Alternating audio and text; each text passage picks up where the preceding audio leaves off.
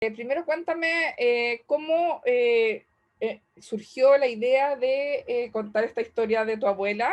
Sé que ella te pidió, lo cuentas en el libro, que te pidió contar esta historia, lo que vivió ella en Auschwitz, pero ¿cómo fue que surgió escribir esta historia y cómo fue ese proceso creativo para ti? Sí, como tú dices, fue efectivamente una especie de compromiso que yo había tenido alguna vez con ella. eh, no fue una vez puntual donde me dijo tú tienes que escribir, sino que ella siempre pensó en de que su historia debería como perdurar para poder que la conozca más gente. Pero es algo que yo había pateado mucho tiempo porque yo no había querido meterme, pues sabía lo que significaba para mí meterme en el ámbito de narrar la historia y de investigar cosas que probablemente yo todavía no sabía. De hecho, cuando ella tuvo esta entrevista con la Fundación Shoah, que es la que manda Spielberg para que recoja su testimonio, eh, yo me acuerdo que nosotros estábamos como en una pieza al lado, no escuchábamos nada, simplemente estábamos ahí como de curiosos, tratando de cachar qué es lo que pasaba, pero el video lo tuve guardado en un cajón durante casi 20 años, eh, porque no había querido verlo, de hecho me demoré, además de los 20 años que me demoré en ver el video, me demoré en verlo una vez que empecé a escribirlo, un año completo en verlo completo. Veía un pedacito del video, como el video está narrado en forma cronológica, me sirvió para darle como una estructura también a la narración del libro. Entonces veía, no sé, 5 minutos de video y le dedicaba 2 semanas a hablar de esos 5 minutos, porque en esos 5 minutos muchas veces ella daba datos que los pasaba muy tangencialmente, pero que tenían mucha información. Entonces también me tocó hacer la labor investigativa, en el fondo, de ver qué de lo que ella estaba diciendo fue tal cual como ella lo dijo, en el fondo, porque probablemente como ella tenía 12, 13, 14 años, en el minuto de que ella contaba ciertas cosas, algunas las podría haber magnificado, otras las podría haber pasado por encima, u otras podría estar directamente con información equivocada. Como por ejemplo me pasó con uno de los episodios que ella narra, que es esta vez que llaman, los alemanes llaman como a todos los judíos entre 15 y 40 años a la plaza principal de Salónica, y ella decía, había más de 2000 personas. Yo dije, bueno, esta debe ser una de las exageraciones, y lo fui a investigar, y en verdad fue un episodio que probablemente no está muy relatado, de algo que yo no tenía idea que había pasado, pero efectivamente fueron casi 10.000 personas en una plaza, parados durante todo el día, sometidos a, a ciertas torturas en realidad. Entonces, cada uno de esos episodios que ella decía, bueno, yo pasé por ahí y habían 2000 personas. Entonces, eso para mí significaban 10 días de trabajo, de investigación, de escribir, de saber qué más ahorcar. Y de ahí era ponerle play otra vez a otros 5 minutos de su video y seguir tratando de encontrar esa información y escarbando esa historia en el fondo. Perfecto, sí. No, aparte es súper impresionante porque efectivamente, aparte de los relatos, obviamente, y que también incluso al comienzo del libro, cuando no tiene clara incluso su fecha de nacimiento, ahí te da a entender también que hay mucha información que tuviste que recoger de otras partes, investigar. ¿Cómo fue ese proceso de investigación para recopilar todos esos datos? Y como dices tú, claro, cada cosa que ella decía, tú tenías que investigar, pero ¿cómo fue ese proceso? ¿De dónde conseguiste la información, aparte del video y de todos los testimonios? Mira, habían distintos espacios y distintos como temas en el fondo que tenía distintas fuentes. Por un lado estaban las fuentes más cercanas, que era mi propia familia, pero era la peor de las fuentes directamente, porque cada uno tenía una interpretación distinta de lo que alguna vez le había contado mi abuela. Entonces, hay historias que cada miembro de mi familia tiene una versión distinta, y de hecho en algunas partes del libro lo puse, en el fondo es como, mira, esta creo que fue una narración de mi abuelo en particular, que yo no lo conocí, pero mi abuela me hablaba mucho de él, y contaba una historia de cuando él tuvo que poner una bomba como partisano en las vías del tren, y le explotó cerca de la cara, por lo tanto quedó ciego. Y recuperó la vista bastantes días después, y en teoría fue un burro el que lo llevó hacia distintos lugares. En la versión de mi mamá, esa historia, por ejemplo, es que había un burro, pero había más personas. La historia de su hermana, de mi tía, también era otra historia. Entonces, finalmente la narré como yo me acordé que me la había contado ella. Probablemente algunos detalles se pueden ir perdiendo a medida que va pasando el tiempo, pero también me pareció interesante palparlo en el fondo, como que hay ciertas cosas de que es como se recuerdan más que cómo fueron directamente. Y con ciertas cosas más históricas era más fácil porque efectivamente hay más información. Información, por ejemplo, de lo de la Plaza Salónica, hay información en libros, hay información en Wikipedia y cosas. Y además fui encontrando cosas que no sabía que existían, de que una de las personas que estuvo en Auschwitz con mi abuela, que era una amiga de ella, se llamaba Frida, escribió una especie de blog. Probablemente ella lo escribió en papel nomás y sus hijos lo pasaron a un blog, pero que estaba escrito en hebreo. Y eran, no sé, unas 20 páginas de donde ella narraba toda su experiencia en Auschwitz y pre-Auschwitz. Las de pre-Auschwitz no me servían mucho porque estaban en una clase social completamente distinta que con la de mi abuela, porque ellas tenían bastante buena situación económica y mi abuela no. Entonces vivieron muy distinto lo que fue la pre-invasión, pero ya una vez que estaban dentro del campo éramos todos iguales, entonces me servía mucho esa información que manejaba Frida y que de alguna manera se iba contrastando con los relatos que iba dando mi abuela, entonces se iba como tejiendo ese relato. Sí.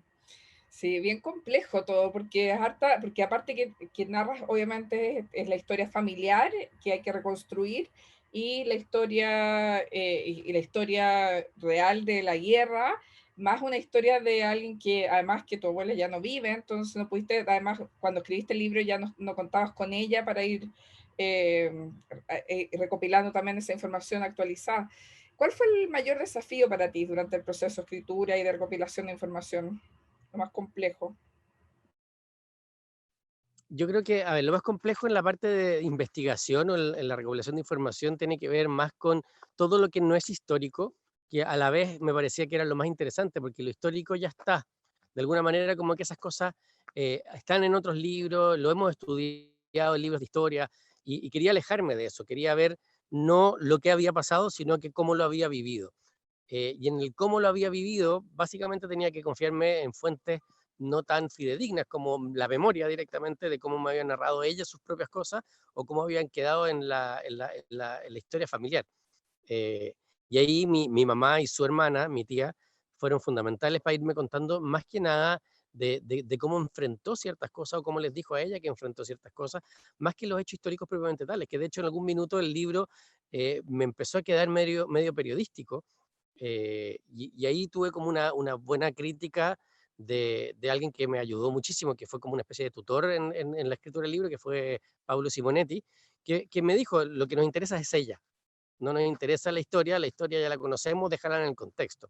Entonces me sirvió como para poder ir eh, quitándole como pelos a la sopa, digamos, y quitarle tanta información que probablemente puede ser interesante para gente que no lo conoce, pero ya está escrito, está en otros lados. Entonces lo que quería hacer que fuera un poco distinto este libro a otros libros de Auschwitz, es que tuviera la historia de ella y de cómo ella vivió su proceso y que de alguna manera me fui enterando, yo creo que siempre lo supe, pero también me fui enterando más en profundidad de que la sororidad que hubo dentro de Auschwitz fue fundamental para que ella pudiera sobrevivir. Y esa historia me pareció que era mucho más interesante y más bonita también. eh, Porque claramente no hay un misterio en el fondo. Sabemos de que mi abuela sobrevive a Auschwitz, entonces no es como cómo va a terminar el libro, se salva o no se salva. Como que ese suspenso no existe.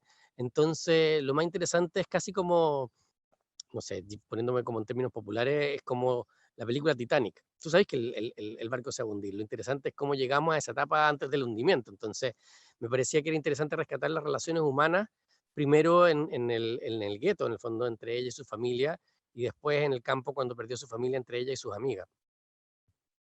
Sí, eso es lo que encontré más como especial del libro y más conmovedor, fue esa historia de la amistad con Frida, Alegre, Pola, como que fue realmente es como una historia de amistad súper potente. Entonces, a mí me quedó la sensación de que el libro es sobre como una historia de amistad. ¿Tú crees que ese era como el trasfondo? Porque también en la raíz es que es una historia familiar.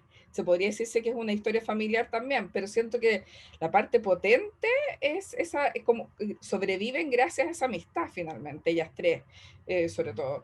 ¿Lo ves así o cómo crees que fue también como esa visión que tuviste, cómo relatar esta historia? Yo siempre lo vi así porque, a ver, mi abuela siempre hablaba de que ella, y particularmente Frida, porque finalmente fue con que mantuvo la relación postguerra, porque Pola murió en la guerra y Estrella murió justo al terminar, en el fondo. Entonces, yo me acuerdo haber escuchado directamente desde Frida, donde decía de que ella vivió gracias a mi abuela, que mi abuela era la busquilla, la que lograba encontrar el pan, robarle cosas a lo oficial y cosas por el estilo. Pero al mismo tiempo, lo que yo me fui después es que mi abuela sobrevivió gracias a eso también. Como que mantener viva a su amiga era una misión suficientemente potente como para que ella tuviera que tener una conciencia de por qué salir. Eh, muchas veces me han preguntado algo que probablemente yo no sé la respuesta concreta de por qué, cómo y por qué sobrevivió ella.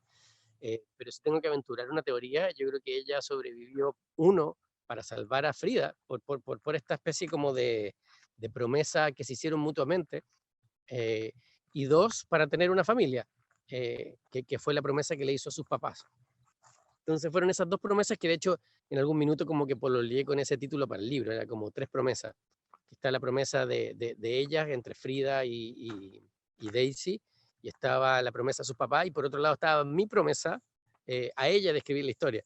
Entonces eran como están estas tres promesas, pero la editorial consideró, yo creo que afortunadamente que tenía un mejor, y le pusieron finalmente un título que a mí no me gustó en un principio. Yo peleé bastante contra Mi abuela estuvo en Auschwitz, porque por un lado encontraba que tenía dos temas. Uno es que me situaba a mí como protagonista, porque decía mi abuela, y eso no me gustaba nada. Yo que encontraba que era su historia y no la mía. Eh, y por otro lado, también como mi abuela estuvo en Auschwitz, es como ya, y ¿qué me va a decir al respecto en el fondo?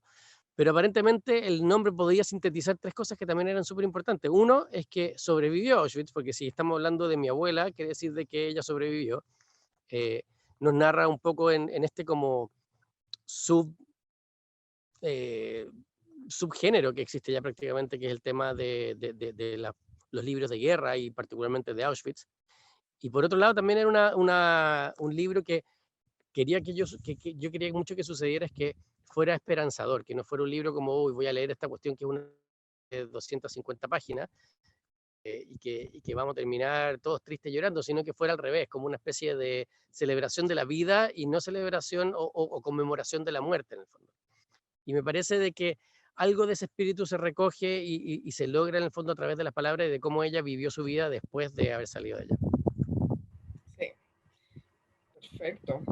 Oye, quería preguntar además el tema de, hablando del tema con la editorial que comentaste, ¿cómo fue la decisión de contarla en este orden? De ir como para atrás y para adelante con las tres historias en paralelo, así como que en el fondo en vez de contarlo en orden cronológico, de hecho empieza el libro como con el final, como contando que tu abuela cuando se muere.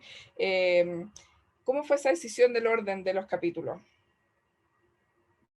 Mira, yo creo que no hubo una decisión de orden. Me encantaría decirte, no, mira, estaba todo súper programado y súper pensado y yo hice como una escaleta previa, pues me dediqué a rellenar páginas, pero no fue para nada así. En verdad, yo creo que obedece un poco a mi desorden mental para poder escribir y para poder como recopilar la información. Entonces, eh, estaba buscando la estructura del narrador, de quién iba a narrar la historia. Partí primero pensando en que podía ser yo mismo el que narraba la historia y por eso, aparte desde el presente, donde cuento yo cómo son estos últimos minutos de mi abuela cuando está en la clínica. Eh, y después me fui para atrás para empezar a contar su historia y dije, bueno, ahora tiene que ser otro tipo de narrador, no puedo ser yo nuevamente el narrador, sino que tendría que ser un narrador omnisciente de alguna manera que se enmarque en ella. Y después apareció el tema de transcribir la entrevista, que en su minuto la transcripción de la entrevista era simplemente como una ayuda a memoria para acordarme de la información y no tener que estarla buscando todo el tiempo, en el fondo, porque como la tenía en video, no quería estar todo el rato retrocediendo, poniendo play y buscándola, sino que decidí transcribirla completa. Y en esa transcripción después me llamó la atención de que si dejaba trozos de la entrevista, le daba toques de veracidad a la historia a medida que se iba relatando. Y me ayudaba también para ir pasando ciertas elipsis. Entonces, me pasaba de que sentí que funcionaba así, que yo contaba un episodio, en el fondo narrado con un narrador en tercera persona, pero después aterrizábamos a la entrevista donde le daba una validez de realidad en el fondo. Pero siempre y cuando fuera trozos pequeños. Por eso le dejé trozos pequeños de la entrevista, porque me parecía que es mucho más interesante escuchar esa historia narrada que escucharla directamente de cómo lo había contado ella. Pero me pareció interesante también dejarlo para lo que te decía, dejarle como esos trozos de realidad para que de alguna manera cuando uno lo va leyendo vuelva a pensar y vuelva a decirle, ah, bueno, pero esto pasó en verdad, no es una ficción. Y finalmente yo creo que no tomé la decisión, sino que las tres voces convivieron en sí mismas y los cortes de tiempo, un poco también al tema de terminar el libro con la salida del campo, pero al mismo tiempo, no, o sea, no quería terminar en Chile el libro, sino que quería que se supiera toda la historia de lo que pasó después de la guerra, pero me parecía que lo más interesante como para poder darle un fin al libro era la salida del campo. Entonces eso me hizo, me obligó a hacerle un quiebre narrativo al tiempo. Perfecto, sí, de hecho me pasó que, por ejemplo, esta historia de Alegre que muere justo después de la guerra en este accidente en moto, o sea, con este pololo con el que salió un accidente absurdo, y de hecho yo creo que por contar eso antes de contar la historia de la guerra, de cómo sobrevivió la guerra, angustia más todavía. O sea, da esa sensación de angustia porque sabéis que se va a morir después a todo lo que sobrevivió y por todo lo que pasó para después morir así. Entonces, o sea, siento que el orden en este caso es súper importante en este libro porque te da sensaciones de angustia por saber información de antes. No sé si lo viste así o fue como casual, como que no fue intencional, en verdad. Algunas cosas resultaron y otras las busqué. En el caso de, por ejemplo, lo de Alegre fue efectivamente buscado. Yo quería que el lector supiera el destino de Alegre antes de siquiera conocerla. Que de alguna manera me parecía justo porque también sabían el destino de mi abuela sin siquiera conocerla también. Entonces, al saber de que en su primera presentación probablemente, ya no me acuerdo mucho en realidad, pero la primera vez que aparece Alegre sabemos de que ella muere en este accidente de la moto. Entonces, cuando empezamos a saber su historia y a conocerla, tiene un poco como esa crónica de una muerte anunciada donde sabemos de que esa mujer que nos está gustando cada vez más, porque Alegre definitivamente le hace un homenaje a su nombre, porque era como la que animaba a todas las demás también. Saber de que iba a tener como ese destino es como bien trágico y frustrante. Entonces, yo creo que le daba cierta complicidad al espectador, en el fondo, o sea, al espectador no, al lector, conmigo de que sabíamos los dos lo que iba a pasar a pesar de lo que estábamos contando. Sí. Cuéntame, ¿cómo fue que también, porque aparte que el libro está muy bien escrito, tú no habías tenido experiencia escribiendo un texto, o sea, un libro publicado en el fondo, entonces, cómo fue que también hiciste ese trabajo literario? O sea, ¿cómo fue ese trabajo para ti? Porque me imagino que fue un proceso intenso, ¿habías tomado talleres literarios o cómo llegaste también a aprender sobre la escritura propiamente tal? Así que no es el área al que tienes experiencia o que te has dedicado en el fondo. ¿Cómo fue para ti eso? Yo creo que la primera gran experiencia es como lector. Yo soy, o sea, me gusta muchísimo leer, ando todo el tiempo con un libro en la mano y ahora que se pueden leer libros digitales, lo tengo en el celular, en el Kindle y en la mano al mismo tiempo. Entonces, probablemente leer mucho te ayuda también a conocer ciertas estructuras narrativas y evidentemente uno como que va soltando el oído también a lo que va leyendo. Eh, entonces, yo te diría que uno como lector tiene la gran oportunidad de ser alumno de los más grandes maestros de la literatura mundial solamente con leerlos. Entonces, ahí está o sea, el primer curso de literatura es leyéndolo directamente. Pero aparte de eso, sí, tuve la oportunidad de tomar 2 talleres. Tomé un taller con Jaime Collier, que era para de novela corta, y lo tomé hace como casi unos 8 años atrás. Y con él trabajé mucho el tema de estructura narrativa, que yo siempre he sido muy porfiado, porque él como que incita mucho a la escaleta, y yo no logro trabajar con la escaleta previa a la narración, como que siento de que la narración te va llevando, tiene una continuidad por sí misma. Eh, y bueno, aquí también teníamos una cronología que también aportaba en ese caso. Pero sí, yo he trabajado mucho con escritores por mi rol de productor. En el fondo me ha tocado trabajar con el mismo Pablo Simonetti en la adaptación de su obra, cuando hicimos Jardín en versión teatral, eh, donde me ha tocado inmiscuirme directamente como en ciertas resoluciones narrativas a problemáticas que genera la literatura. Entonces, yo creo que me he ido aprovechando un poco como de esas experiencias para poder componer mi propia forma, que hoy día claramente con un solo libro a cuesta es imposible decir que tengo una forma narrativa. Me encantaría poder tener más cosas para poder, empezar a pensar en una forma. Pero sí, este es mi primer libro, me encantaría que no sea el último. He escrito otras cosas, pero más en formato corto, más en formato de cuento, y que eran como resultados de los talleres en los que participaba. Pero fue la primera vez que me embarqué directamente a escribir un libro formato novela. Y yo creo que ahí fue mucho ayuda también el apoyo de la editorial, que fue mi editor, que es Daniel Olave, que es de Penguin Random House, fue el que más me impulsó a escribirla. Me decía, ya, creo que es hora de que lo hagamos. Y de no haber tenido una fecha límite de entrega, yo creo que esta novela podría haberse demorado años en escribir, porque yo soy, además de muy, muy procrastinador, este tema me generaba cierto pudor o cierta, no sé, cierto alejamiento, en el fondo, como que no quería ver a mi abuela en Auschwitz. Y durante un año, mientras lo escribí, la veía todas las noches. O sea, leí, estudié y leí mucha literatura de Auschwitz, vi películas, entonces fue un año de estar casi metido en un campo durante las 24 horas. Sí, súper fuerte. Yo quedé impactada y muy conmovida y me imagino tú que tuviste que, que fue un proceso así de largo y todo, que debe ser súper fuerte como emocionalmente, tenéis que tener como harto, estar como muy firme emocionalmente para llevar una historia así, porque es súper potente y dramática y horrible y terrorífica y como, pero además esperanzadora, como que te da, efectivamente te da todas estas sensaciones. ¿Y qué opinó tu familia cuando leyó el libro? A ver, mi familia, yo creo que en la interna probablemente hay ciertas cosas más dispares, en el sentido de que mi familia en general es súper low profile, entonces como que no sé si le gusta exponerse demasiado, y de alguna manera a través de esto como que nos estamos exponiendo bastante más de lo común.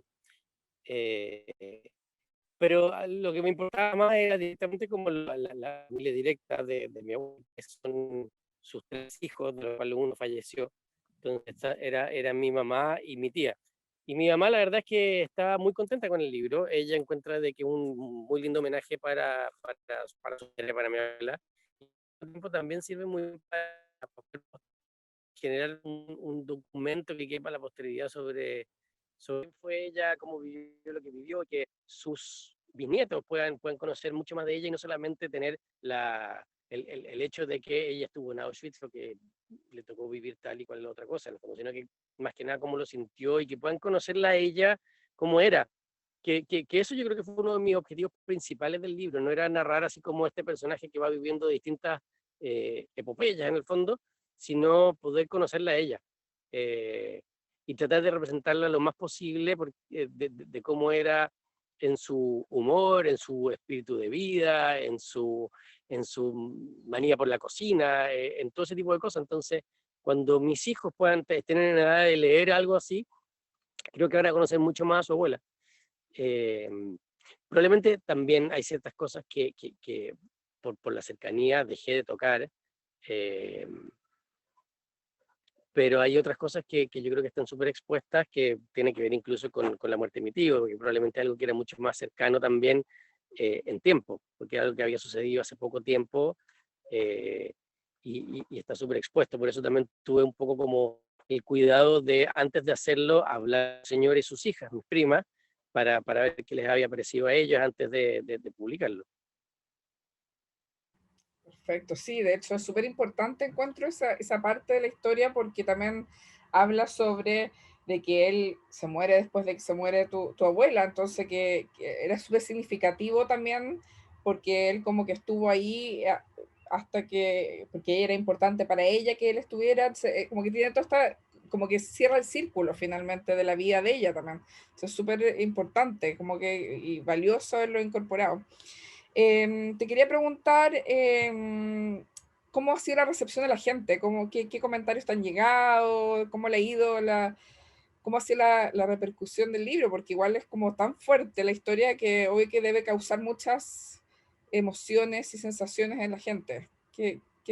¿Cómo ha sido para ti la Yo respuesta? creo que eso, aparte de haber escrito el libro, lo más bonito ha sido las reacciones que me han llegado de la gente que lo ha leído, lo que está leyéndolo, porque también como que la gracia que tiene el tema de las redes sociales es que es muy bilateral la relación, entonces como que alguien va en la mitad de la página y me escribe algo y yo le puedo responder de vuelta inmediatamente, entonces es muy bonita como esa dinámica que existe. Y a mí me ha sorprendido muchísimo. Por un lado, la cantidad de gente que lo ha leído, o sea, cuando la editorial me dijo la cantidad de copias que iban a hacer, yo encontré de que iba a tener un mamotreto de libros en mi casa que no iba a comprar nadie. Pero hoy día llevamos afortunadamente en la segunda edición y, y a diario me llega algún mensaje en Instagram o en Twitter o en alguna otra red social eh, agradeciéndome por, por haber tenido la oportunidad de contar la historia de mi abuela, que a ellos mismos les ha servido para poder relativizar quizás también el dolor, para sentir de que este episodio también les genera fuerzas para seguir con sus propias cosas. Y lo que hablábamos antes también, como lo que aparece ahí de la sororidad, también está como súper eh, agradecido por la gente que lo lee y la capacidad de resiliencia, de que a pesar de haber pasado por todas las torturas que pasó, le parece que es un mensaje de amor, porque finalmente eh, lo último que dice mi abuela en la entrevista es que ella, cuando le pregunta la periodista de qué le diría a ella a las generaciones que vienen, y les dice directamente es perdonar, recordar pero sin odio. Y yo creo que ese es como el kit de lo que definía mi abuela, porque en verdad era una persona sin rencores, era una persona que no vivía pensando en lo que le pasó, sino que ella definía lo que a ella le pasaba. Y yo creo que eso de alguna manera, me parece por la opinión de la gente que me ha escrito, quedó plasmado en el libro. Y eso yo creo que a mí lo que más me ha gustado es la gente que me escribe agradeciendo la posibilidad de poder inmiscuirse en nuestra historia de alguna manera eh, y poder hacer propia la historia de ella. Hay personas que me han escrito como que ahora para ellas también es su abuelita Daisy. Y eso la verdad es que me lo encuentro increíble. Sí, espectacular. Súper bonito. Oye, también te quería decir, como que también me encantó además ver que tú cuentas una historia de una familia judía con todas sus tradiciones y además como vas traduciendo abajo lo que significa cada cosa, lo encontré súper valioso porque hay poca información en Chile es un país que además la comunidad judía es súper reducida, entonces no hay, la gente no sabe mucho sobre estas temáticas y encontré como bien significativo que lo haya incorporado porque encontré valioso hacer ese aporte además como cultural también de informar sobre una religión que en Chile como que no hay mucha información, entonces ¿cómo fue para ti eso también? Como también revelar el tema como la identidad judía en este libro y de la familia judía. Yo creo que no fue un tema en realidad, no fue un tema de, oye, voy a revelar esta información, sino que me parece de que la historia de ella es muy simbiótica con su religiosidad en el fondo. Entonces no podía hacer, escribir una sin escribir la otra. Y claramente que para poder escribir sobre la religión tenía que traducirlo, no solamente traducirlo literalmente, en el fondo del traspaso de idiomas, sino que tratar de hacer un traspaso cultural en algunos temas, sin tampoco caer en lo explicativo, porque no quería tampoco como que fuera una clase de judaísmo y la gente diga, bueno, así son los judíos, porque además también creo que ese es uno de los grandes errores en el prejuicio sobre el judaísmo, como que no hay una forma de ser judío. Yo creo que hay miles de formas distintas de vivirlo y tiene que ver también cómo están esas herencias culturales arraigadas en cada una de las familias. en mi familia el judaísmo se vive a través de la comida, se vive a través de ciertos ritos, se vive a través de ciertas palabras, se vive a través de una mezcla extrañísima entre el ladino y el yiddish. Entonces, claramente, si yo quería contar su historia, no podía privar esa historia de que tenga el lenguaje por el que hablaba ella y en el que hablaban sus padres, que básicamente era el ladino. Que a todo esto yo siempre pensé de que mi abuela hablaba mal español nomás, pero no me había dado cuenta hasta bastante viejo de que hablaba ladino. Entonces, cuando decía el compré, yo fui, compré, como abuelita, no se dice compré, se dice compré, pero yo le corregía pensando que estaba traduciéndolo mal, pero básicamente estaba hablando otro idioma. Y yo creo que parte de eso es lo que le da también riqueza, en este caso, como a los personajes, en el fondo, que tienen su propio background emocional y tienen su propio background cultural que los hace distintos. Sí, súper. Oye, ¿qué le dirías a la gente que no lo ha leído para invitarlos a leer el libro? Yo lo que les diría es que si no han leído nunca un libro sobre Auschwitz, me parece que es una interesante puerta de entrada, porque no el espanto, sino que está escrita desde la emoción de una persona que lo vivió desde adentro, pero a sabiendas de que esa persona sobrevivió y se repuso sobre eso y pudo crear una familia y que no se dejó, no se dejó como simplificar en el sentido de solamente ser reducida a una sobreviviente del holocausto.